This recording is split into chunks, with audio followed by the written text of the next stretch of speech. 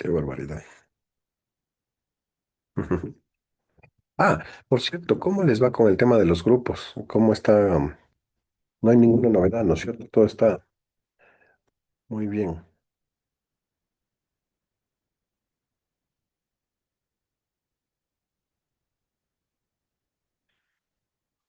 Sí, todo está perfecto. Buenas noches, profe. ¿Habla de los Hola. grupos de su materia o algún otro grupo? Sí, de eso, de eso mismo hablo.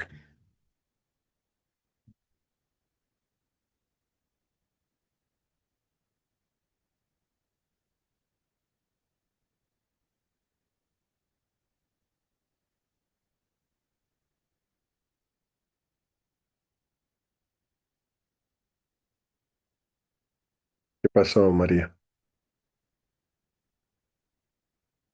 No, Perito. nada, profe. No, nada. Buenas noches, profe. No, no, nada. Ah, Mejor bueno. estoy contenta ahí con el grupo ya. Alison, qué chévere. Alison, Sí, profe, buenas noches. no hay ninguna novedad entonces. Chévere. Ya, bueno. Natasha igual supongo, ¿no? Sí, profe, buenas noches. Chéverísimo. Ok. Bien, entonces, bueno, vamos rápidamente. Entonces, em, ¿qué es lo que vamos a ver ahora? Hoy esta es una clase súper divertida, como les decía, porque se denomina el miedo a la libertad. Entonces, primero buenas noches, ¿no? Gracias por asistir a esta clase. Ustedes como estudiantes de comunicación entienden que nuestro campo de estudio es una bisagra, como cuando abres una puerta, a veces esa bisagra. Entonces eso es la educomunicación, que es esa bisagra que une la educación con la sociedad, la comunicación con la sociedad también. Entonces, ¿qué vamos a hacer hoy día? Hoy vamos a abordar un tema que es crucial, que nos toca de manera más íntima, ¿no? Que es el miedo a la libertad. ¿Por qué íntima? Porque eh, nosotros, ahora voy a pasar para acá. Eh, Nos preguntamos, ¿no? ¿Qué sentimos, por ejemplo? Ahora vamos a compartir una pequeña imagen.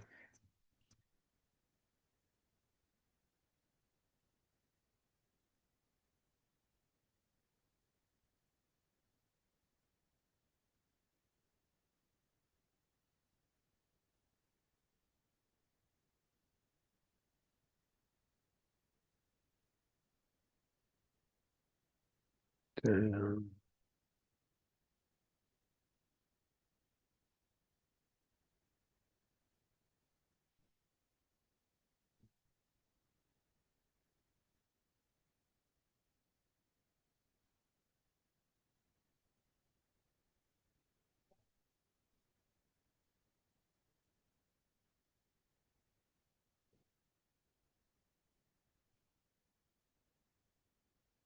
Cuando ustedes ven esta imagen que está acá,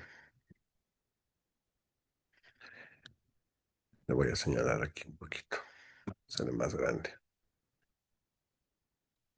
Ya, ahí está. Pequeños, es una pequeña ilustración. ¿Qué sentimos cuando miramos una imagen de este tipo, ¿no? Es decir, eh, algunos entran en emoción, otros ansiedad, ¿sí?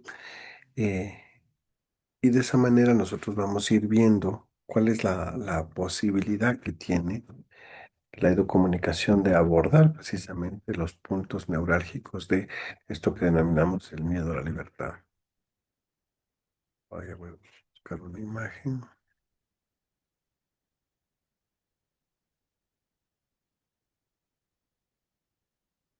para poder compartir.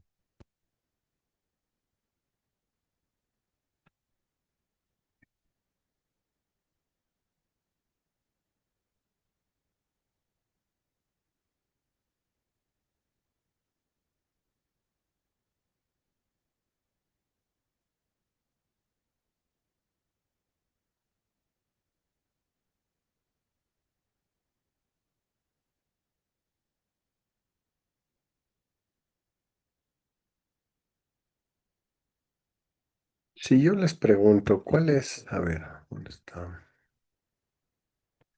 Ana María Corral. Buenas noches, profesor. Sí, Si yo te pregunto, Ana María, ¿cuál es tu mayor miedo al hablar en público? ¿Cuál sería? a veces da miedo hablar en público. Perdón, profe, es que tengo aquí un perro. Da miedo hablar en público quizás por qué dirán las otras personas o qué pensarán en sí.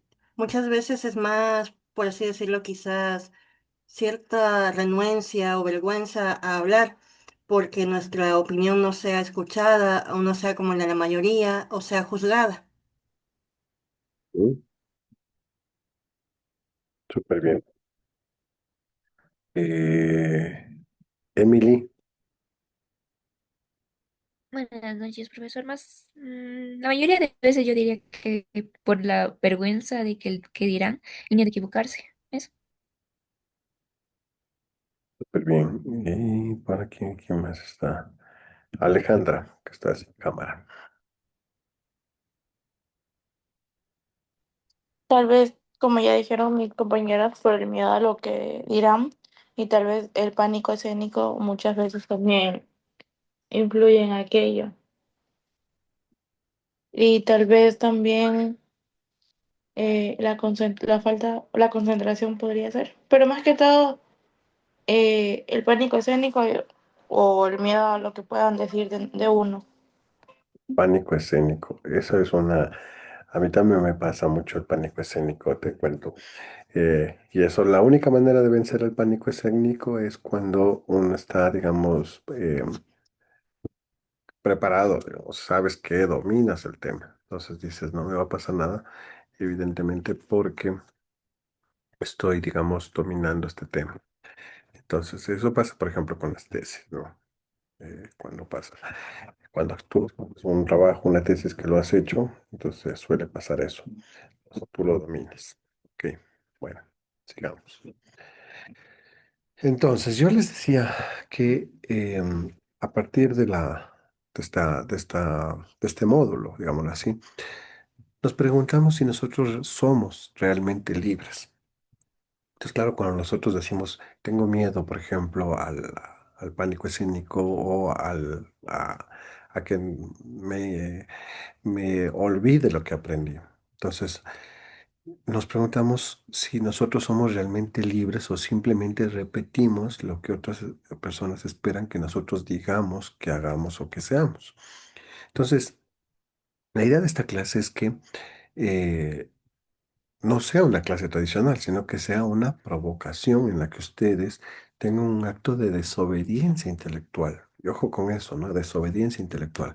¿Por qué una desobediencia intelectual? Porque la idea es que ustedes tengan la oportunidad para reflexionar juntos sobre los miedos invisibles que condicionan nuestras decisiones, nuestras opiniones, incluso nuestros silencios, ¿de acuerdo?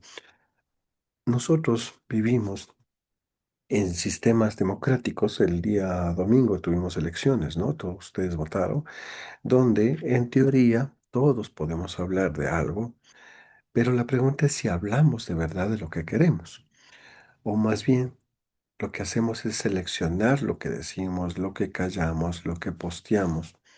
¿Por qué? ¿Les ha pasado que dicen, voy a subir este estado? Uy, no, mejor no subo. O voy a subir solo para unas personas. ¿Por qué? Por miedo a ser juzgados, a ser despedidos, a no encajar, a que vean tus padres ese estado y digan, en lo que ha sabido andar mi hijo, mi hija, ¿no es cierto? Entonces, hoy partimos de esa pregunta incómoda. ¿Por qué nosotros a veces huimos de la libertad, incluso cuando nos dice que es nuestra libertad? ¿De acuerdo? Entonces, para eso vamos a apoyarnos en tres grandes autores. Por un lado está Eric Fromm, eh, que nos ayuda a él a entender por qué el ser humano teme decir, teme decidir por sí mismo. También tenemos a Robledo, que él analiza cómo el miedo se convierte en una forma de control simbólico y cultural. ¿Estoy grabando la clase? me dijiste. Chévere. Y por otro lado está Noam Chomsky, que él desmonta las máscaras de la democracia. Y además, Noam Chomsky tiene una particular que él desmonta las máscaras de la democracia mediática. Es decir, él nos revela cómo se fabrica el consentimiento. Esto es interesante porque ustedes estudian educomunicación. Entonces, en esta carrera de comunicación ustedes van a ver que eh, los medios fabrican el sentir, por eso es la disputa del sentido. Entonces, esta clase y esta asignatura lo que va a hacer es invitar a pensar por fuera del libreto, ¿no? Por fuera del cuadrado. Y lo que va a hacer es identificar los lugares donde el miedo nos paraliza y nos va a permitir comenzar a recuperar la palabra. Recordemos que Paulo Freire, siempre vamos a tener de cabecera a él, él decía que nadie libera a nadie y nadie se libera solo, sino que solo los seres humanos se liberan en comunión. Por ejemplo, el domingo, todos en comunión votaron por el no, ¿de acuerdo? Entonces, ¿cuál es la ventaja, digamos, de lo que nosotros estamos viendo ahora? Ahora les muestro.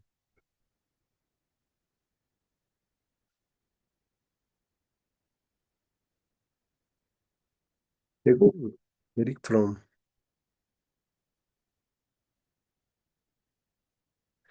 em, él tiene una perspectiva de la libertad como esa palabra poderosa que es a la vez seductora, pero también engañosa. Es decir, tú eres libre, pero eh, hasta tal punto, ¿no? Entonces Eric Fromm, que además era un psicoanalista y también un filósofo eh, del siglo XX, él nos ofrece una mirada muy lúcida sobre la idea de libertad. Entonces, Eric Fromm distingue entre dos tipos de libertad, la libertad de y la libertad para. Esa diferencia es importante, libertad de y libertad para. La primera, la libertad de, es esa que a nosotros nos libera de cadenas, esas cadenas extensas del feudalismo, de la monarquía, del colonialismo, de la dictadura. Es la libertad que aparece, por ejemplo, en los libros de historia. Ya viene fiestas de Quito, en las revoluciones, en las independencias, dicen, vamos a festejar un año más de independencia de Quito. Entonces es como abrir una jaula y salir, pero sin saber aún a dónde vamos a ir. La segunda libertad es el para, que es mucho más desafiante, si quieren alguna palabra, porque es la que nos obliga a usar esa libertad recién conquistada para nosotros elegir, para crear, para actuar y hacernos responsables de nuestras decisiones. Entonces, esa libertad, por ejemplo, de elegir, me imagino, por ejemplo, el Averito estudiando, eligiendo la carrera de comunicación. Entonces, por eso cada semestre sigue avanzando, porque ella eligió. ¿Para qué? Para ser comunicadora. Entonces, ¿para qué? Para decir lo que piensa. ¿Para qué? Para construir un mundo nuevo, pero también para equivocarse, para tener errores, ¿no? Entonces, aquí viene la gran paradoja que plantea Eric Fromm. Y él dice, cuando las personas logran liberarse de lo que los oprimía, muchas veces no saben qué hacer con esa libertad y por lo tanto sienten miedo. ¿Alguna vez han escuchado o hablamos con ustedes del mito de la caverna de Platón? Emily,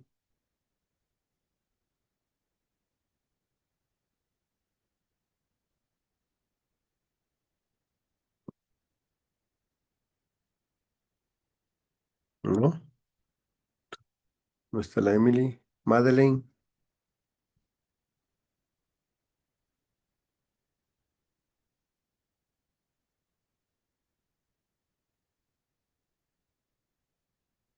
Emily, Madeleine.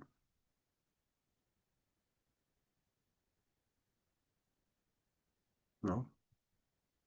Jimson, ¿Cómo está, profe? Buenas noches. Estoy ya a punto de llegar a casa. Estoy viajando, pero le estoy escuchando. ok, ok. Bueno, sigamos. Ya llego, porfa, ya. Gracias. Disculpe. Entonces, les decía, eh, entonces, claro, las personas no saben qué hacer con esa libertad. Entonces, para esto, yo les mandé a ver una película, no sé si la vieron porque creo que no había instrucción. Si alguien la vio, súper bien. Me parece que era La mala educación, La educación prohibida, perdón. La mala educación es otra película. La educación prohibida, muy buena película, muy buena peli documental. Pero para esta película, eh, voy a mandarles a ver una película el fin de semana, que se llama Matrix. Y yo les voy a mandar el enlace. ¿Quién tiene Telegram aquí? Yo, profe. ¿Quién? Yo Berito. no tengo, profe, pero me puedo Sí, descargar. profe. Ya. Yo Entonces, tengo Telegram, profe. ya, solo una persona nomás que escriba al Telegram para pasarle la película para que lo tenga. Y de ahí ya empiezan a rotar entre ustedes, ¿de acuerdo?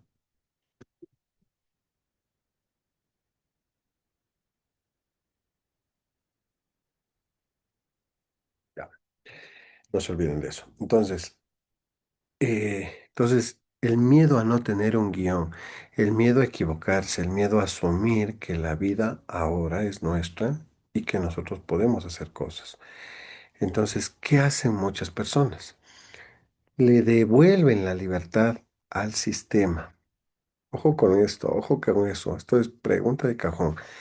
Las personas le devuelven la libertad al sistema, la entregan voluntariamente o inconscientemente a un líder fuerte, a una ideología totalitaria, a una religión dogmática o incluso, y aquí viene lo interesante, inquietante, a una rutina, a un algoritmo, a una pantalla que decide por nosotros.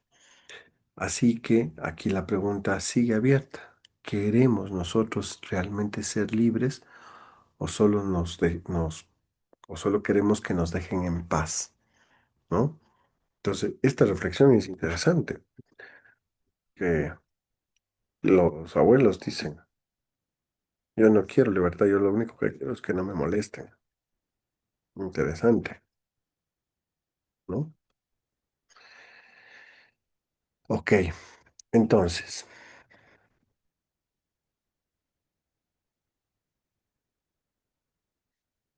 hemos hablado de lo que significa ser libre, pero ahora vamos a detenernos en lo que cuesta ser libre. Entonces, Eric Fromm nos advertía que la libertad no siempre se vive como un regalo, sino que muchas veces la libertad es una carga, porque ser libre no es simplemente hacer lo que uno quiera, hago lo que me da la gana. Ser libre de verdad implica decidir por uno mismo sin tener a quién culpar después. Entonces, si yo no entrego la tarea, no le voy a culpar al sistema, a la plataforma o al docente, ¿no? Y ahí aparece lo que se denomina el vértigo, ¿no? El miedo, porque en esa libertad no existe un manual, no hay una voz que diga que esto es correcto o es incorrecto, es decir, que hagas esto y va a haber consecuencias, sino que es un ejercicio de prospectiva. Entonces, no existe una estructura que te dé certezas. Entonces, nosotros solo estamos, digamos, nosotros frente a nuestras decisiones. Y eso es lo que dice Eric Fromm, que puede generar una angustia existencial muy profunda. Sentirnos libres puede significar también sentirnos solos, inseguros, expuestos, ¿no? Y claro, por supuesto, no todas las personas están dispuestas a enfrentar esa responsabilidad radical. Entonces, ¿qué es lo que hacemos? María, Magister, una consulta. O sea, no podemos confundirnos el vértigo, por ejemplo, que usted dice, uy, yo tengo vértigo a las alturas con decir, por ejemplo, tengo miedo a expresarle al docente que aquí se equivocó, hizo mal, ¿no es cierto, Magister? ¿O me claro, equivoco? no, estás bien. Lo que pasa es que ese vértigo, digamos, el vértigo que tú acabas de decir, eh, también es un vértigo del miedo, Es decir, por ejemplo, cuando tú vas a dar una exposición, por ejemplo, para una tesis, para un proyecto final, te da ese vértigo cuando vas llegando, te da ese vértigo de sensación, o sea, de un hueco de, em, de algo que no sabes qué va a suceder, digamos, de lo inhóspito que pueda pasar, ¿de acuerdo? Entonces, tiene mucho que ver, pero eso es una sintomatización que hace el cuerpo, ¿de acuerdo? Pero volviendo, entonces, Eric Fromm lo que explica con claridad es que nosotros huimos de la libertad. Entonces, ¿qué es lo que hacemos? Nosotros nos refugiamos en modelos, en sistemas, en ideologías que son cerradas, en figuras de autoridad que nos prometen seguridad a cambio de obediencia. Paréntesis, ya les mandé a ver la película La Ola. Tampoco. Ya bestia, debo anotar. Ahorita mismo en el chat me voy a anotar Profe, esto. Dígame. yo le estaba buscando por Telegram y no me aparece. Sale como que no tuviera Telegram. A ver, Berito.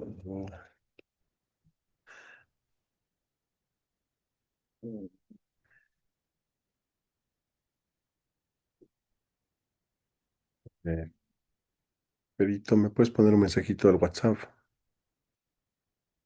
Ya, ya le mando. Ah, ya te encontré. Aquí estás.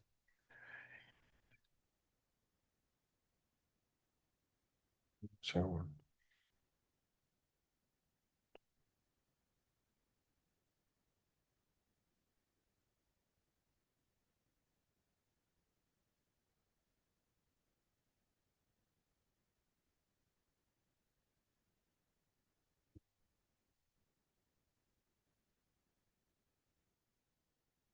Segundo.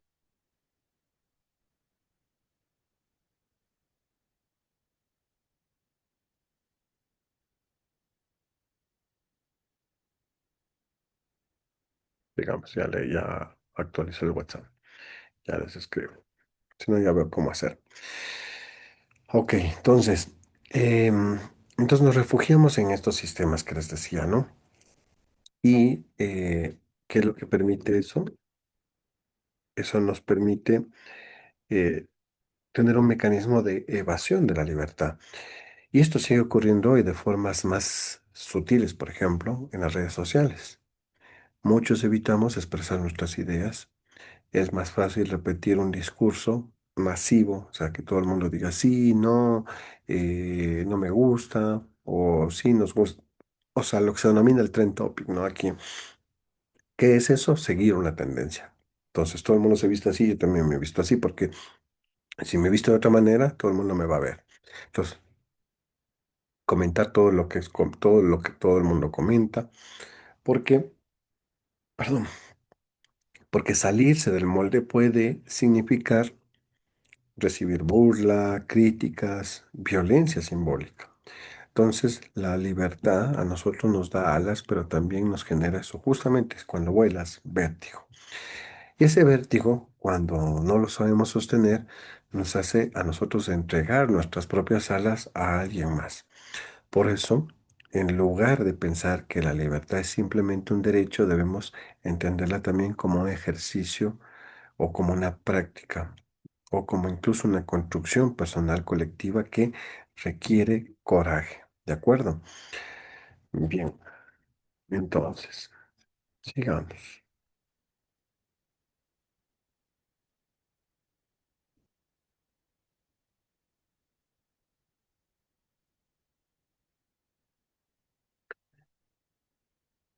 Cuando esto que decía la María, el vértigo, cuando el vértigo de la libertad se vuelve insoportable, el ser humano no busca más libertad, sino una manera de huir de ella.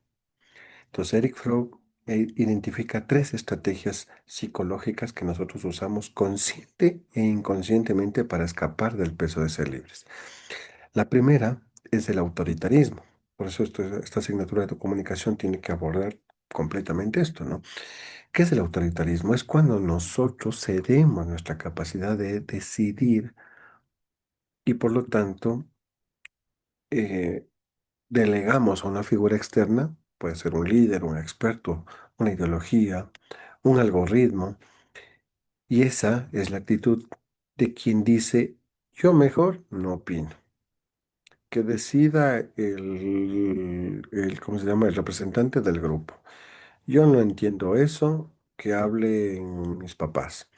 Entonces, suena humilde, pero en el fondo es una forma de renunciar a la propia voz. Y la segunda es la destructividad.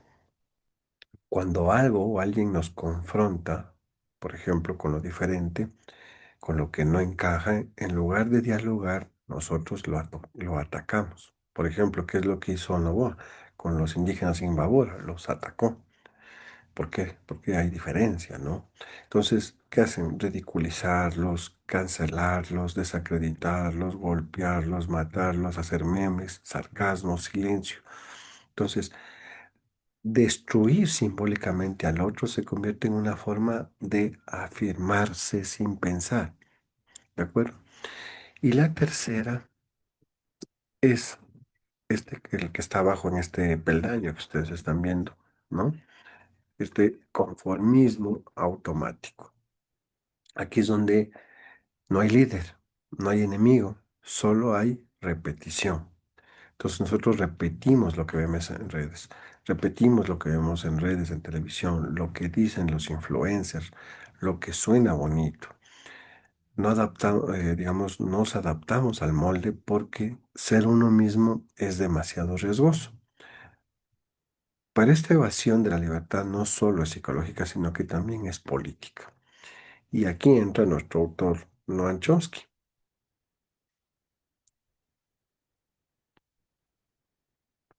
Él nos dice algo que es bastante importante.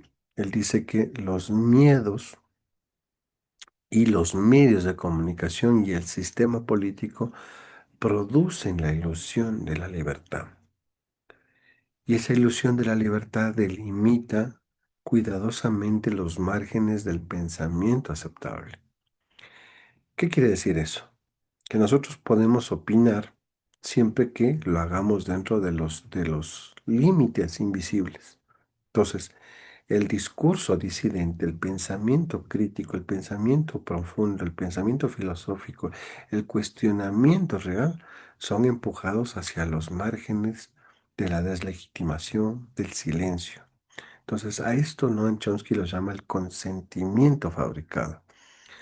No nos impone qué pensar, nos configuran los márgenes, dentro de los cuales nosotros creemos que podemos elegir libremente.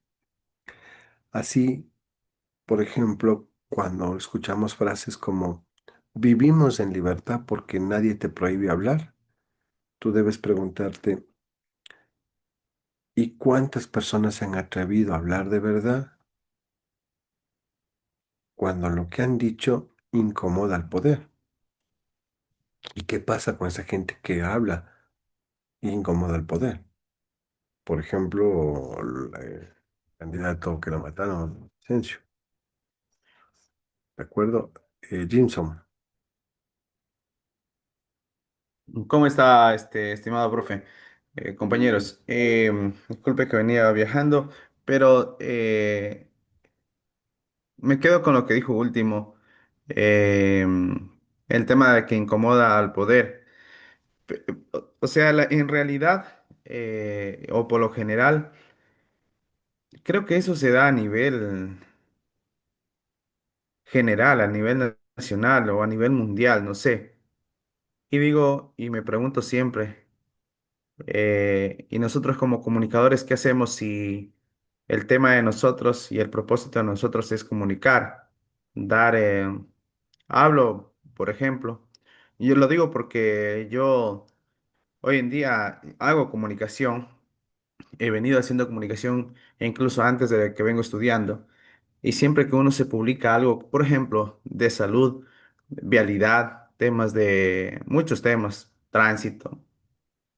Y cosas que uno como comunicador, bueno, ahorita lo puedo decir como comunicador porque gracias a Dios estoy estudiando, pero antes como reportero o alguien que le gusta este tema de la comunicación, lo hacía, pero siempre lo hacía centrado a bases fundamentales de que están pasando. ¿no? Porque bien es cierto, hay mucha gente que hoy en día hacen temas de comunicación supuestamente, pero a veces se basan, porque ya igual, como dicen muchos, tienen un teléfono y un micrófono y creen que ya son periodistas, pero en este caso, el mío, por ejemplo, yo siempre cojo y si es de decir algo, lo digo. Si hay un tema, como lo digo, vuelvo a repetir, el tema de vialidad, por ejemplo, lo reporto, pero en sí a la persona, sea alcalde o concejales, les parece mal. Entonces, eh, yo creo que esto no solo pasa a veces con el gobierno central o prefecturas o más autoridades. Creo que esto pasa a nivel general. Más bien mi pregunta es, nosotros como comunicadores, porque todos vamos en su momento, de pronto todos no hacemos o hacen lo que yo hoy en día hago de reportaje un poco ya adelantado a lo que en un futuro me espera, pero sí todos vamos por el mismo camino. Quizás de pronto no vamos a ser comunicadores directos en un medio de comunicación, pero sí vamos a trabajar para en la misma rama, ¿no? No sé si me hago entender.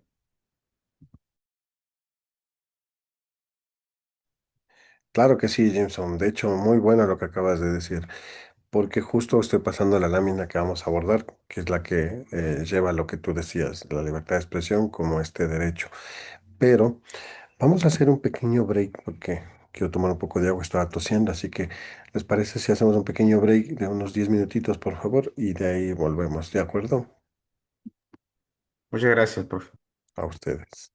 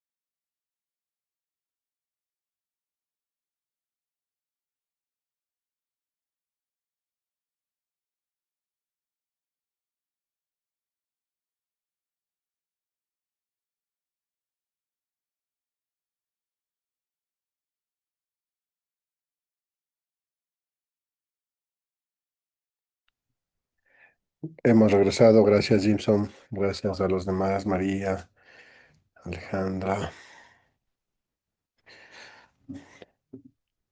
Nada como un cafecito en este frío.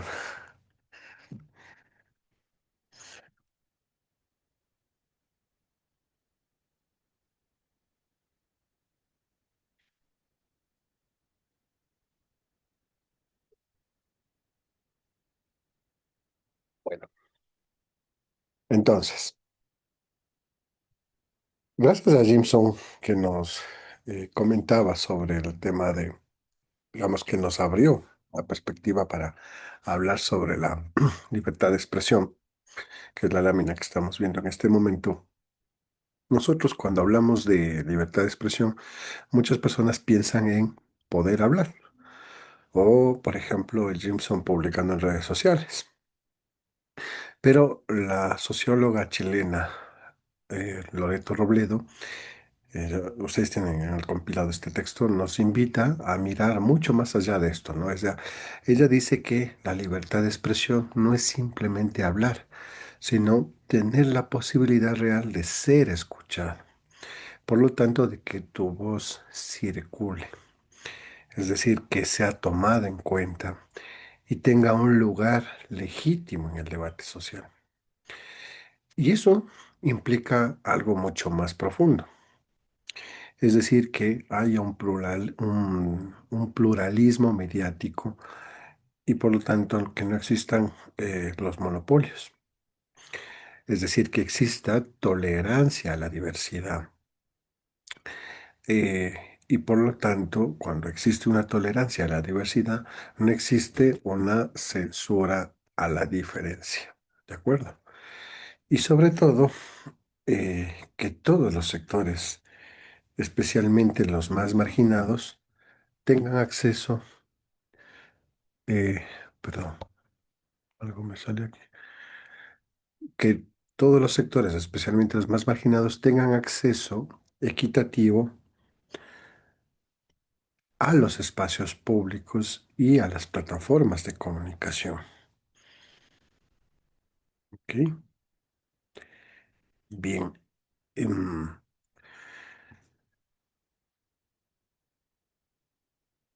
Cuando nosotros pensamos el día domingo en las elecciones, pensamos en que los medios están, digamos, ahí para, eh, no me estoy viendo yo cuando expongo. Ahí,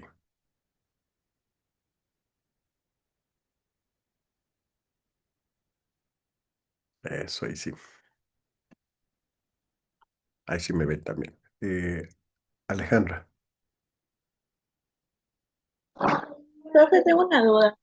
¿Se puede claro. considerar libertad de expresión lo que hicimos la mayoría de ciudadanos el día domingo, el de ir a las urnas y expresarnos mediante nuestro voto? Muy buena pregunta. Y ahí justo me leíste el pensamiento, te adelantaste. La democracia no se mide solo por las elecciones, sino por el derecho a que nosotros podamos decir las cosas sin miedo, es decir, a tener diferencias sin el miedo de que te puedan reprimir. Entonces, en muchos países de América Latina, eh, ¿qué es lo que vemos?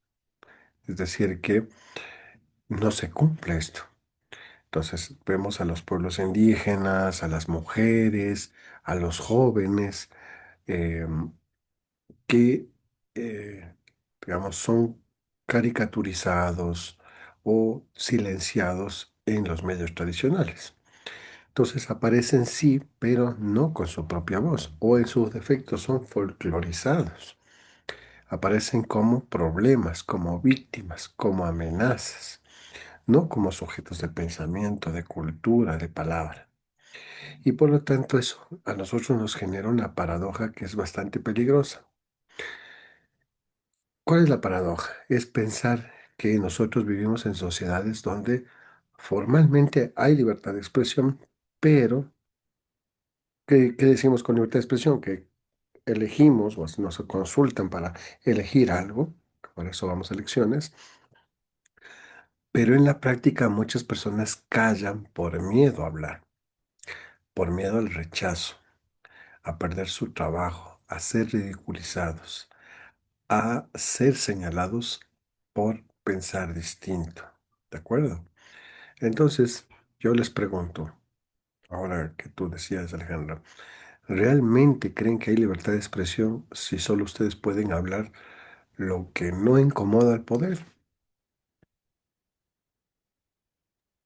Se podría considerar que en nuestra constitución actual se habla de una libertad de expresión, pero al momento de ejercerla como tal no existe, porque hay muchas prohibiciones. Por ejemplo, eh, ciertos medios de comunicación no pueden expresar o hablar de ciertos temas que incomoden al gobierno. O, por ejemplo, lo que pasó en el paro nacional, los indígenas o nuestros hermanos indígenas estaban expresando mediante el paro y sin embargo trataban de callarlos de miles de maneras. Entonces, la Constitución manifiesta que tenemos libertad de expresión, mas no se la ejerce como tal. Ujú, es correcto. Jimson, ¿quieres decir algo? Sí, más que todo, profe, creo que siempre ha habido esto, incluso creo que es muy importante este tema porque al final nosotros vamos a llegar a ser quienes vamos a estar en los zapatos de que hoy en día los compañeros o futuros colegas están ejerciendo, ¿no? Me recuerdo de mucho antes, de cuando era joven, bueno, todavía soy joven, pero desde cuando estaba niño, que se escuchaba, por ejemplo, que ciertos comunicadores tenían que huir del país porque hicieron o sea, expresaron algo y lamentablemente al gobierno no le parecía. Creo que hoy en día... eh, igual no está al 100% la libertad de expresión, pero porque aún hay ese temor, qué sé yo, por los medios de comunicación, que o creo que hay un temor, ¿no? Entonces, no hay al 100% la libertad de expresión más que todo. Pero creo que un poco más que antes, sí. Ujú, ok. Mm.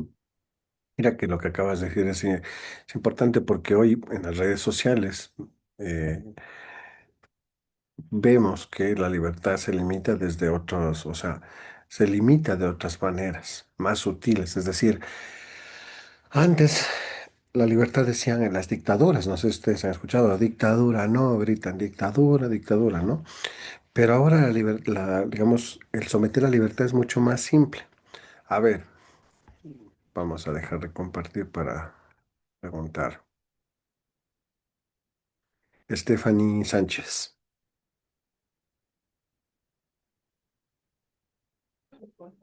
Dígame, profe. ¿Alguna vez te han censurado alguna publicación o te han baneado alguna cuenta? La verdad no, profe, porque, o sea, no suelo, subir frecuentemente, no suelo postear algunas cosas, así casi no. Mantengo mis pensamientos, mi vida en privado y eso. Y precisamente por eso, ¿y por qué no sueles publicar cosas? O sea, porque me considero una persona reservada, no me gusta llamar la atención de las otras personas. Y eso, porque, o sea, en sí es chévere compartir con otras personas lo que estás haciendo, lo que viajas y esas cosas, pero en sí, no sé, yo me considero así, una persona que no llama mucho la atención, porque igual en ocasiones, y bueno, más ahorita en las redes sociales, sí hay como lo que dice ahorita la gente, no me acuerdo esa palabra. ¿Cuál? Que si es que suben algo, es como que la gente critica y después dice, que sí, o sea, hay gente buena, hay gente también mala. un caso de algunos TikTokers famosos o lo que sea. Hay personas que por la mínima cosa que hablan o dicen, ya son funados, esa era la palabra, son funados o son criticados, hasta les dicen, ah, yo sé dónde vives, te vamos a hacer esto y lo otro. Mm. Entonces, también por esas razones que, por una parte, o sea, no me considero tan famosa y eso, pero, o sea, estamos hablando en eso de los TikTokers y esas cosas. Entonces, también por ese lado es que yo creo que la privacidad ante todo. Y Madeleine, ¿te ha pasado a lo que dice la Steffi?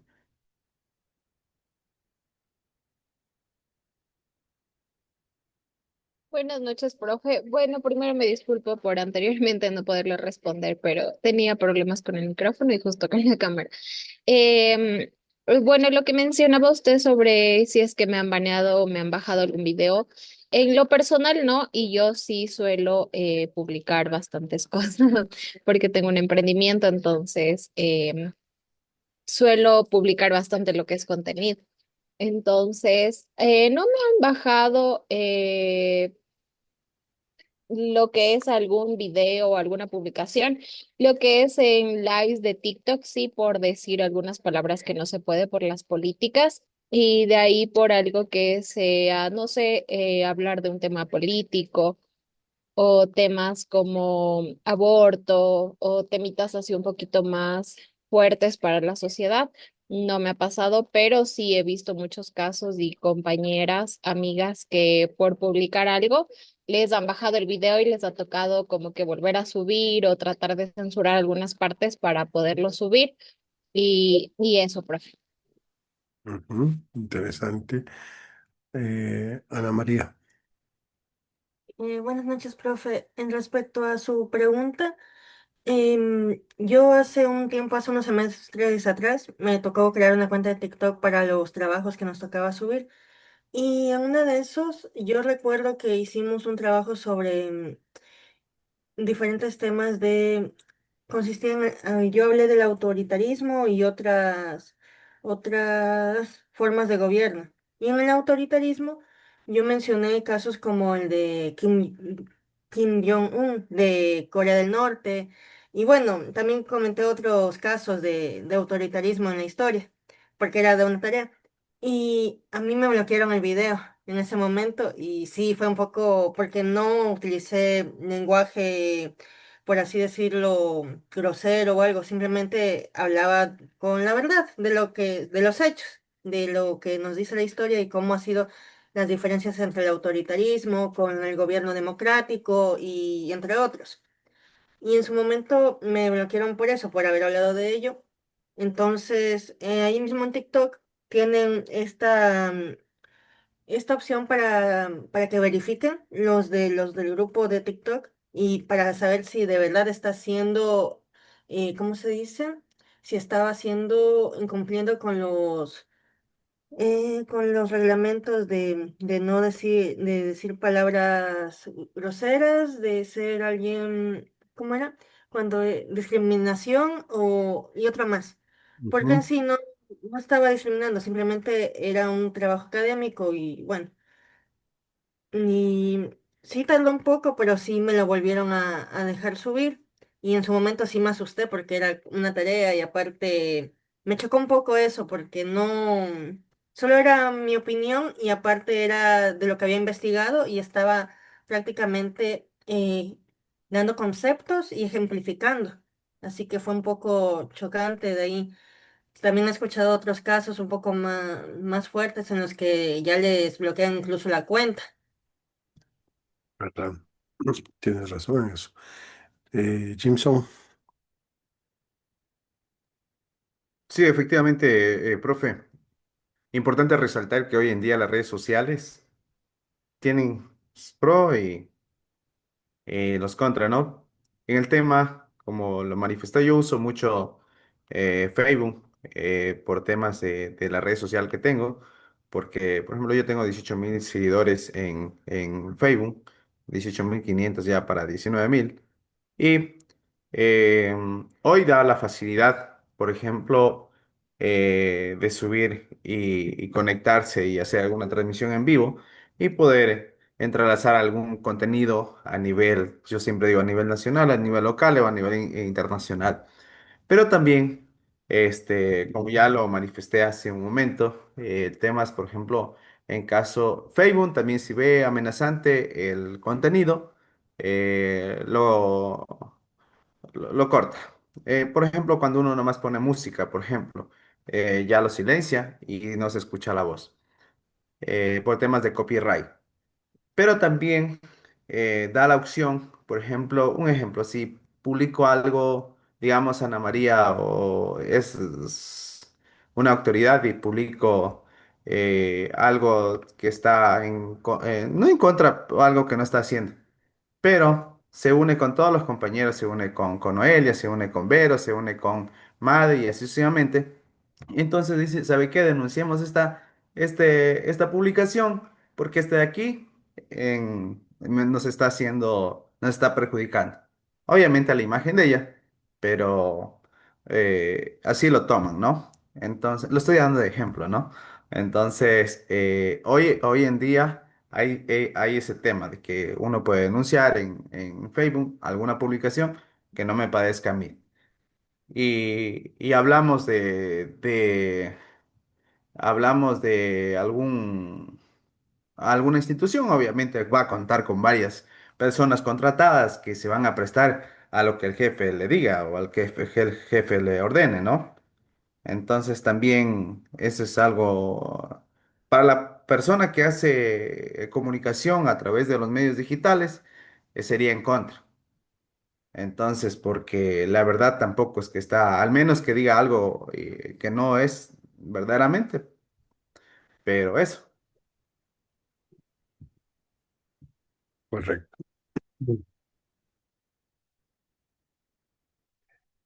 Lo que ustedes han dicho, bueno, vamos a la lámina, lo que ustedes han dicho, todo tiene un hilo común. Antes de volver a la lámina para hacer un diálogo, todo lo que ustedes dicen, Alejandra, no has dicho nada, más bien, dinos tú, Alejandra, cuál es el hilo común de todo lo que nos han dicho la Emi, la Steffi, eh, ¿quién más nos dijo por ahí? Creo que la Ana María y el Jameson. Alejandra. Pero ¿me puedes repetir la pregunta, por favor? ¿Cuál es el hilo común que tiene todo lo que nos han dicho los compañeros con respecto al tema de la clase? O sea, es decir, que, ¿dónde, dónde encuentras el hilo común ahí? Bueno, en este caso, por ejemplo, de las publicaciones que se mencionaba, por ejemplo, creo que varios nombraron lo que es la aplicación TikTok, y en TikTok hay políticas como que un poquito más fuertes en comparación al resto de redes sociales. Y cuando se topa temas políticos o, o sexualidad, drogas y etcétera, es donde como que la plataforma es como que más fuerte. Entonces, cuando son como que temas de controversiales, se podría decir, ahí es donde hay como que sanciones, pero también se podrían mandar a revisar ese contenido para que te den paso a publicarlo, porque a mí sí me han bajado contenidos como mencionaba en TikTok, pero cuando mandas a revisión y explicas el motivo del por qué el video, hay como una solución. Pero netamente cuando se toman temas fuertes, como ya mencionaba, política, sexualidad, sustancias, entonces ahí las plataformas o las redes sociales son como que más fuertes. Entonces, al temas controversiales podría ser lo que tienen en común. Ujú, muy bien lo que acabas de decir. Ahora, a todos les pregunto algo importante, es decir, y esto es algo, lo van a decir de lógica, pero esa es la idea, o sea, porque a veces es como cuando respiramos el aire, ¿no? Está ahí que si te preguntan, ¿y qué es lo que respiras? ¿No? Entonces como que te detienes y dices el aire, pero como siempre está ahí, dices, no me hace falta, ¿no? Eh, ¿Ustedes se imaginan a un señor chinito en TikTok viendo tu publicación o al dueño de Facebook viendo la publicación de Jimson? ¿Ustedes se imaginan a una persona haciendo eso? ¿O son los algoritmos. En este caso son los algoritmos, porque, por ejemplo, el mismo contenido que yo consumo, por ejemplo, tal vez series o un blog que aparece en TikTok, no es el mismo contenido que conduce o que Beberito, tal vez Beberito puede ver algo como que más informativo, entonces el algoritmo va a variar bastante y no el mismo video, puede que sí se replique en ciertos perfiles, pero no en todos es que el mismo video le aparezca a todos, a menos que sea un video que sea muy viral, como ejemplo la plataforma de TikTok, que es la que creo que más utilizamos. Pero al haber miles y miles de usuarios, entonces los algoritmos y los contenidos varían bastante. Ok, entonces, para responder un poco todo lo que ustedes han dicho, entonces, porque me encanta, quiero que quede súper claro, porque me encanta que manejen muy bien esto, me encanta, insisto, porque esto es de ley de evaluación, pero lo que me interesa es que ustedes lo que hacen cotidianamente lo asocien con lo que estamos viendo ahora, porque lo que estoy viendo es que no lo asocian. ¿Mm? O sea, porque recuerden que antes de irnos al receso, hablábamos de que nosotros delegamos nuestra libertad. Ojo, esto es netamente académico, delegamos nuestra libertad a una ideología o a un algoritmo. Son dos ejemplos. Puede ser un gobierno, puede ser una religión, eso es lo que decíamos, ¿no? Entonces, me alegra, vuelvo a insistir, que les haya pasado y que estén al tanto de todo esto. Porque lo que decía, por ejemplo, la Aleja con cariño, ¿no? Por supuesto, es que el algoritmo de TikTok es diferente al de Facebook. Por lo tanto, entonces nosotros entendemos ahí que hay un sesgo, ¿no? Pero además, ¿de qué temas hablas? Y esto, por ejemplo, es un tema que es importante para Alejandra, para Jimson, para Ana María, para las personas, para todos, evidentemente, ¿no? Es decir, si tú vas a hablar de, mm, no sé, hablas de un pequeño ejercicio de limpieza del patio. No sé, estoy inventando en este momento. Pero resulta que la nube, el trend topic en TikTok eh, es sobre story time de algo. ¿Ya? Creo que ya pasó de moda, pero es eso. Entonces, eso se llaman burbujas de pensamiento del trend topic a partir del algoritmo. Más técnico les voy a hablar, pero espero que esté claro eso, porque entiendo que lo están manejando. ¿Qué quiere decir eso? Que cuando James o Alejandra, Ana María, María, perdón, eh, suben algo que no esté dentro de ese algoritmo, por eso se llama, cuando ustedes ponen canciones en TikTok o en Facebook, eligen una canción, te salen las canciones del tren que evidentemente van a salir cuando estás viendo el tren. Si escoges otra canción, pues no saldrá. Lo mismo pasa con las burbujas de pensamiento que genera el Big Data, es decir, el algoritmo. ¿De acuerdo? Estamos hasta ahí. ¿Les ha pasado lo que les estoy diciendo? ¿Cómo les pasa eso? O sea, Sí, subes algo que no, digamos que no está en tren y tienes, no sé, 1000 visitas. Subes algo que tiene tren y tienes 15.000 visitas. Eso es así. o sea, se puede decir que cuando consumimos algún contenido, como usted mencionaba, alguna canción que se viraliza, por ejemplo, en TikTok, y es una canción que se ha viralizado a nivel mundial y tú utilizas, es donde como podrías llegar a tener hasta más visualizaciones y más personas pueden llegar a ver tu contenido. Pero, por ejemplo, si utilizas una canción o un hashtag que ya, digamos que haya pasado o haya tenido su tiempo, tu contenido baja en visualizaciones. Pero cuando utilizas lo último que está en tendencia, suben esas visualizaciones. Y Y también, bueno, alguna vez escuché que también tenía que ver, por ejemplo, cuando, por ejemplo, estamos hablando de un tema, por ejemplo, es como que automáticamente en Facebook, en TikTok, o cualquier red social que estés ocupando, aparece. Y no, alguna vez me pasó que yo consulté algo en Google y me pidió como que permitiera micrófono y ubicación. Y después de eso, en TikTok me comenzaron a salir videos sobre ese mismo tema. Entonces, como que a veces uno piensa como que, ¿será que nos están vigilando, digamos, desde Google y por eso se replica todo lo que utilizamos? Porque muchas veces las cuentas que abrimos, pues, por ejemplo, yo abrí mi cuenta de TikTok con mi correo electrónico. Entonces, si consulta algo en Google, está con mi correo. Entonces, como que se sincroniza muchas veces. Ok, bien.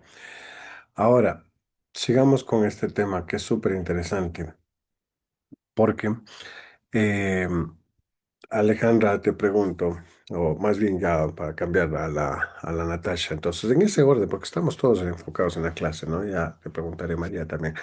En ese orden, Natasha, por ejemplo, si tú vas, imagínate, cerremos todos un momento los ojos y pensemos en que van a una comunidad lejos de, digamos, una comunidad lejana y se encuentran a alguien de su misma edad, ¿no? Que no tiene acceso a Internet y por lo tanto no tiene redes sociales, ¿no?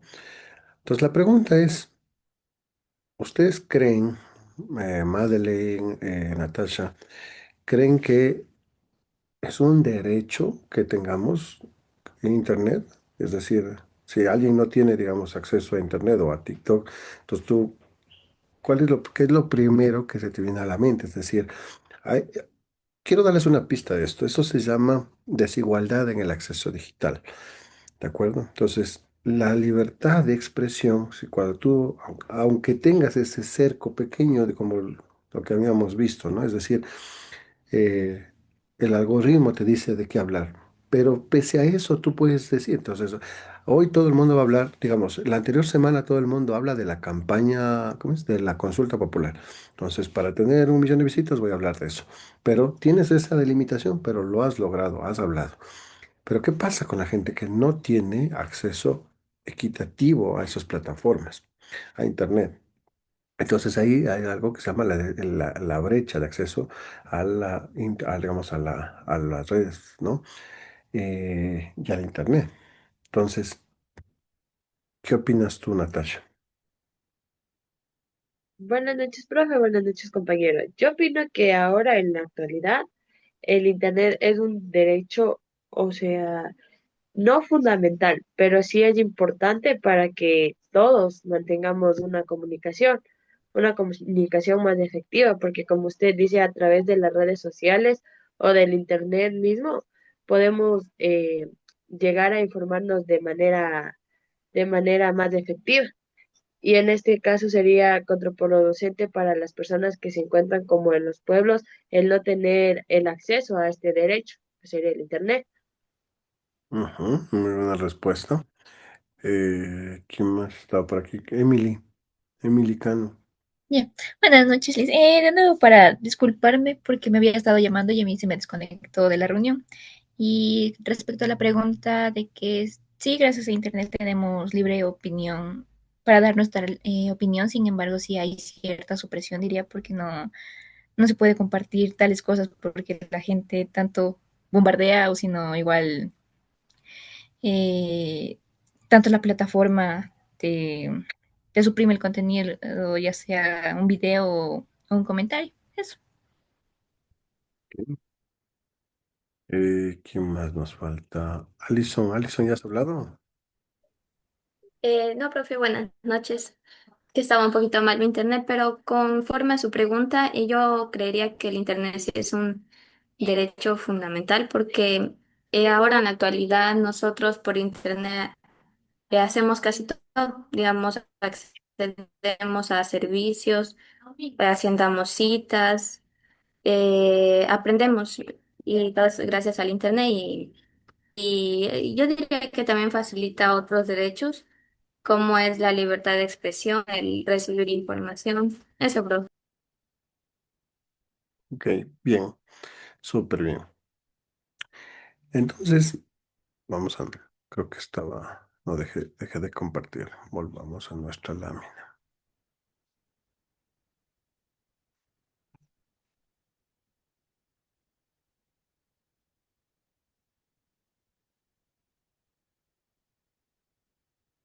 Entonces,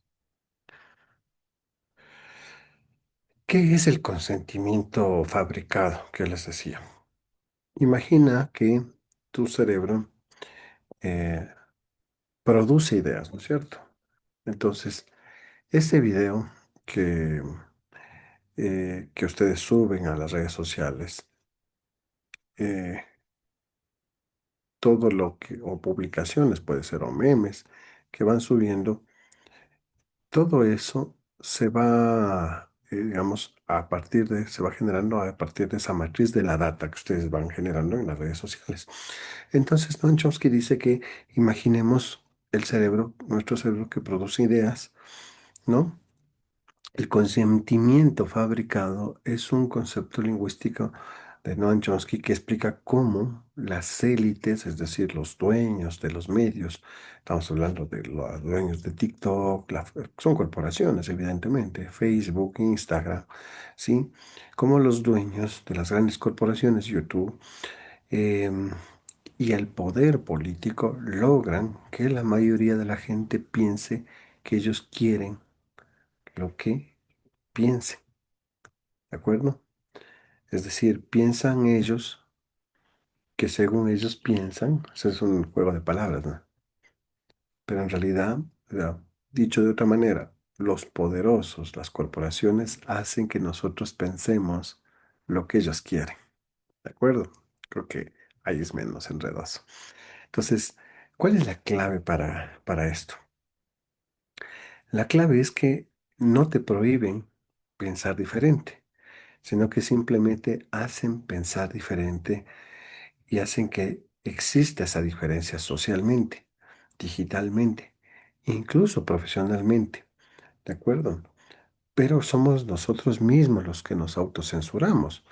Tú acabas de decir, hoy pongo pausa a Alejandra, tú decías, yo me cuido de hablar ciertas palabras para que no me bañen, no me bajen el video. Lo mismo decía la Ana María. Y Madeleine, que no subía muchas cosas, me parece, no, la Steffi, pero también es consciente de que te autocensuras para que el algoritmo no te censure, ¿no es cierto? Entonces, hay un actor que se llama Han, que él dice que, claro, ahora ya nosotros no es que nos golpean o nos azotan como antes a los esclavos, sino que somos nosotros mismos los que nos censuramos, ¿no? Con el pretexto de tener libertad de expresión, porque dices, claro, es que si me bajan, en cambio ya no voy a poder decir. Entonces, por eso salen esos pitillos, esos soniditos, la música que decía el Jameson, ¿no? Entonces, pongo música distinta que no tenga derechos de copyright para que no me baje, ¿no? Entonces, piensen en el mundo digital como una gran cancha de fútbol, a propósito de lo que juega la selección, ¿no? Entonces, tenemos una llave de la cancha, nosotros podemos abrir una cuenta en cualquier red social y escribir lo que queramos. ¿Cuál es la consecuencia? Que esa es la ilusión de la libertad. Es decir, pensamos que tener una cuenta y ponerla de modo público o disponible es libertad. Pero ¿cuáles son los márgenes delimitados que nos habla Chomsky? Es decir, que solo nos permiten jugar dentro del algoritmo, es decir, dentro del marco de la cancha. Si te sales del algoritmo, te detienen, te quitan el video, te bajan el video, y por lo tanto se promueven las tendencias narrativas, ¿no? Esa es una limitación sutil, es decir, nosotros decimos internamente, mi voz es aceptada solo si sigo con la moda, si no, no soy aceptado. Y es más, soy burlado. Siéntese, señora, ¿no es cierto? Que saben decir. La regla no escrita puede ser libre siempre que no amenaces los intereses de los que mandan en el poder. No incomodes al grupo, por lo tanto a la manada, ¿no? Y eso implica que te autocensuras, que es lo que hablamos hace un ratito, ¿no? Entonces, Este, esta fábrica de consentimiento pasa porque el sistema usa herramientas eficaces, pero además sutiles. ¿Cuáles son? Por ejemplo, o ya lo dijimos, eh, las reglas, dicen en Facebook, ¿no? Las reglas de la comunidad. Entonces, las redes, con eso ya sabemos, no son neutrales. Los algoritmos, estoy compartiendo pantalla.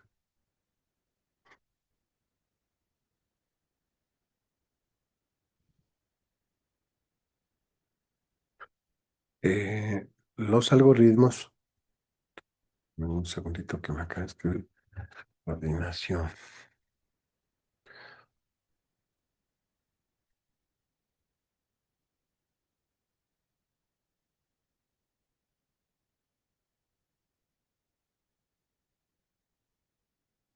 falsa alarma.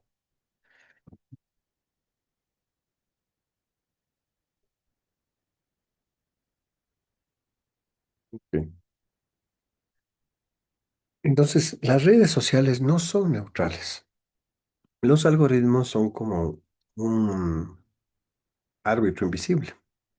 ¿Qué quiere decir eso? Que ese árbitro decide qué contenido es digno de ser visto. Por eso es que la Alejandra decía, hay que apelar, ¿no? Entonces, ¿qué pasa cuando en la cancha hacen un penal? Van a apelar en el VAR, ¿no? En la máquina, en la pantalla, ¿no?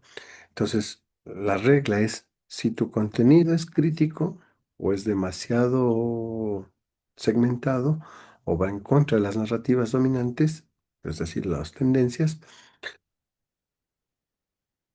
el algoritmo lo hace invisible. No sé si les ha pasado. Entonces, hay cosas que no se ven. Tanto es así que en el mismo TikTok dicen códigos para ver películas de Netflix que no están en la cartelera, ¿no es cierto? Entonces, ¿cuál es el efecto? Es que tu voz disidente no es censurada en represión, ¿no? Con un martillo, ¿no? Sino que es sistemáticamente marginada y por lo tanto no llega a nadie. Y eso desmotiva a seguir hablando del mismo tema porque ya te van a censurar. Por ejemplo, en el paro, ustedes sabían que en el paro a Imbabura les cortaron el internet varios días,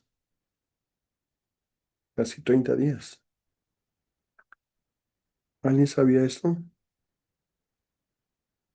Ayer nomás me estaba enterando de este tema, profe. Sí, profe, por la empresa de telecomunicaciones en donde trabajo, que es String, y tenemos cobertura en Otavalo. Fue algo, fue algo no de nosotros o de la señal que mandamos de internet, sino que fue algo a través de un comunicado por parte de Arcotel que llegó, Ujú. donde los niveles debían bajar. Entonces, en ese tiempo las ventas allá, por ejemplo, Extreme, que es la empresa donde yo trabajo, sí tuvo baja afluencia porque no se podía salir y la comercialización era nula, se podría decir. Claro. Y eso precisamente el Estado, Arcotel, el gobierno, que decide enviar un comunicado a las operadoras del Internet para bajar la conectividad. Que, dicho de otra manera, lo que decía muy bien la Natasha, es una libertad, es un derecho, y por lo tanto fue restringido ese derecho. Entonces, sigamos.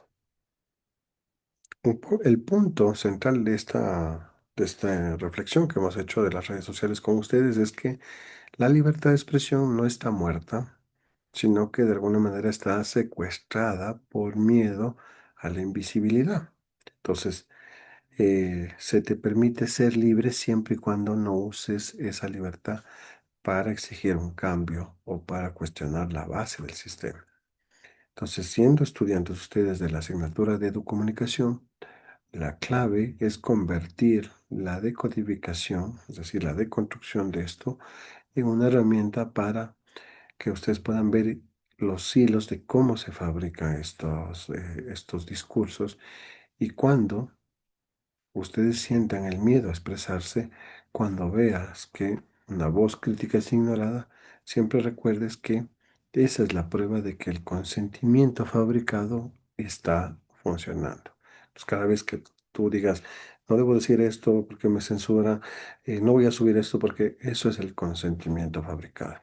Entonces, la tarea que nos quedaría es usar la libertad para, la de responsabilizarse para sacar la voz, eh, digamos, a flote, ¿no? Ok, entonces, ahora pasemos a algo que ustedes también han escuchado, que son las fake news o discursos de odio, de mentira, que a veces esos se usan como herramientas para callar disidencias políticas o sociales y que en TikTok abundan. Entonces estás grabando un video y que un video que tiene un contenido de fake news. Entonces, el poder redefine lo que es ofensivo según su conveniencia y además que es fake también, que es fake news, ¿no? Por eso las fuentes oficiales podrían censurar precisamente, que es lo que han hecho. Entonces, los grandes medios están conformados, digamos, por pocas personas, es decir, pocos son los dueños de un solo medio, ¿no? Entonces, esto significa que la mayoría de los discursos que circulan en televisión, en radio, en prensa, responden a intereses económicos y políticos. Cuando hablamos de económicos y tecnológicos, nos pensamos que no todos hablamos de eso, no todos tienen la misma oportunidad de expresarse en un entorno digital, que yo ya habíamos visto. ¿Por qué? Porque hay brechas de acceso, ¿no? Entonces los algoritmos, en lograr de democratizar la palabra, refuerzan los discursos que venden, que polarizan, que entretienen, pero no necesariamente los que transforman, ¿de acuerdo? Y entonces la censura ya no viene solo del Estado, sino este autor Robledo lo plantea con claridad. Él dice, la censura muchas veces viene del miedo cotidiano o del algoritmo. Y Noam Chomsky dice, se permite la libertad de expresión siempre que no amenace los intereses del poder. Así es como opera. Hay una limitación de la libertad, no como un muro, sino más bien como un campo minado donde tú vas. Por eso es que no sabía que los algoritmos ahora tienen esto, no sabía que ahora ya no se puede hacer esto. Entonces son siempre campo minado. ¿Ok? Bien. ¿Preguntas?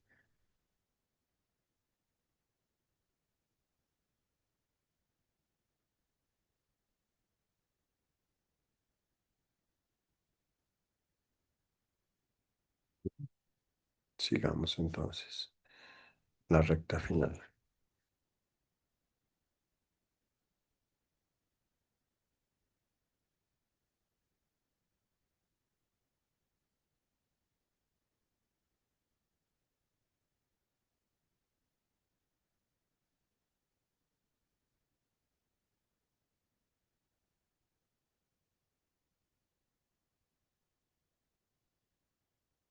Esto ya vimos.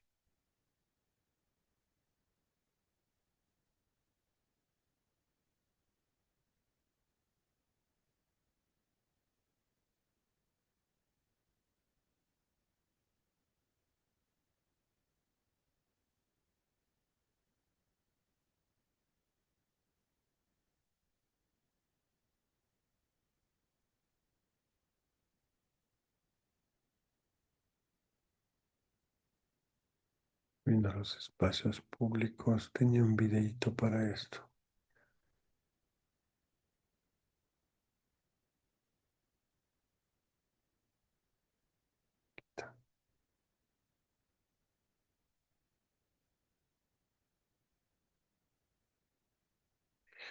Entonces, con todo esto que hemos visto, la pregunta es, ¿el miedo, la censura, la invisibilización, los estereotipos, la desigualdad surge en estos contextos? Y la pregunta es, ¿hay salida? Y claro, pues por eso estamos estudiando de comunicación. Y la salida no es huir de los medios, pero tampoco es encerrarse en el aula, apagar el celular o en la casa, sino que la salida es intervenir en la comunicación y la educación con mirada mucho más crítica, más empática y por supuesto con una acción transformadora. Entonces, ¿qué es lo que hacemos primero? Algo que se denomina la decodificación crítica. Aprender a leer los medios como textos ideológicos. ¿Qué hacemos? Identificar qué dicen y qué callan. Analizar los encuadres, los framings se denominan. Los silencios, que hay una teoría que se llama la espiral del silencio. Los gestos, los patrones. Porque solo cuando nosotros desarmamos los discursos dominantes podemos imaginar otros mundos y otros mundos posibles además. Y eso pasa por la producción propia. Entonces hoy tenemos en nuestras manos herramientas tecnológicas accesibles, celulares, podcasts, redes, videos, software libre, diseño gráfico, narrativas digitales, history time. Entonces la idea es usar todo eso para crear contenido que cuenten las realidades que los medios de comunicación grandes callan. Y por eso es importante amplificar las voces de nuestros barrios, comunidades, territorios, cuerpos, culturas. Y un tercer punto importante es la transformación educativa. Mario Kaplun dice que debemos pasar de la instrucción al diálogo, de la transmisión a la construcción, de la obediencia a la participación. Porque, según Kaplun, el medio no solo comunica, sino que el medio de comunicación también educa. Y el aula no solo educa, sino que también comunica. Eso significa que la escuela también debe cambiar. Entonces no puede seguir repitiendo los mismos esquemas de exclusión que los medios de comunicación. Entonces la idea es que el aprendizaje se convierta en un territorio de liberación simbólica, donde la palabra se comparta, donde la palabra no se imponga. ¿De acuerdo? Ok. Entonces, si ya sabemos que hay salida, lo que debemos saber es que la salida no es individual, no es automática, no es como abrir una puerta. La salida siempre es colectiva, crítica, pedagógica, comunicativa. Y por lo tanto empieza en este ejercicio de nuestra aula, en la decisión de no callar, en la decisión de no repetir, es decir, la decisión de tener un razonamiento antes de repetir algo, de tomar la palabra como la herramienta de transformación. ¿De acuerdo? Ok. Perito, ¿preguntas?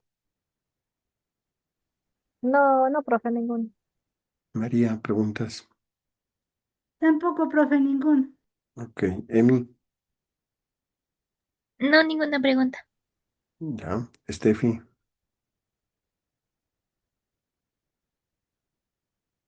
se fue. Natasha, Se trabó. Perdón, profe, se trabó. No, no tengo ninguna pregunta. ok. Natasha, No, profe, no tengo ninguna pregunta. ok. Natasha, parece que estás resfriada. Que te mejores. Ana María, ¿preguntas?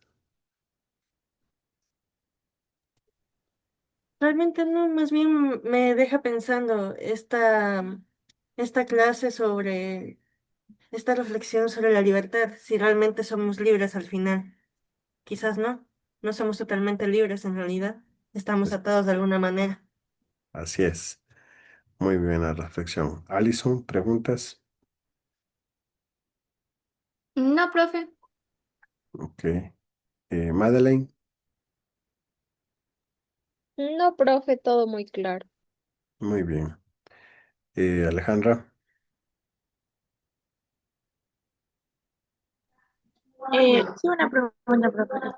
¿Se podría considerar el silencio como una manera de tener libertad de expresión o expresarse? Y del resto, sí me parece interesante, porque tiene un concepto muy diferente de la libertad de expresión. Lo último te escuché más o menos. Lo primero, justo la pregunta no, pero no sé si alguien escuchó. Le decía que si el silencio es un modo de expresión o se le puede considerar parte de la libertad de expresión, o sea, una manera de expresar. Bueno, no sé si me entendió. Sí, sí, sí, ya te entendí. Claro, pero por supuesto, nosotros vimos lenguaje no verbal. Es parte de la libertad de expresión. El silencio comunica. Cuando el gobierno no se pronuncia frente a la pérdida de las elecciones, está comunicando también. Siempre el silencio es comunicador, siempre. Ahora, el silencio en términos de opción de la libertad de expresión, por supuesto, es un silencio en términos de lo que habíamos visto. Es decir, por ejemplo, ahora veía justo un TikTok de un mexicano, ¿no? El que es bastante irónico, que es famoso, que siempre dice 5 razones para cualquier cosa, ¿no? Entonces, y él decía, ¿no? Una de las cosas del silencio, de las ventajas es no discutir con alguien que no tiene la razón, sabiendo que tú la tienes la razón, pero le das la razón porque no quieres discutir. Entonces es como una autocensura que se hacía, pero dice, no quiero discutir con alguien porque sé que yo tengo la razón. Entonces le dices, sí, sí, ok, entonces, o guarda silencio. Entonces es parte, digamos, eso es digamos, es un ejercicio de autocensura siempre los silencios, ¿no? Pero por eso mismo comunican como tal. Ok, listo, chicos y chicas, muchas gracias por asistir a esta clase. Nos vemos la siguiente, ¿de acuerdo? Una, una buena noche. Gracias, profe. Gracias, profe. Buenas Gracias, noches. profe.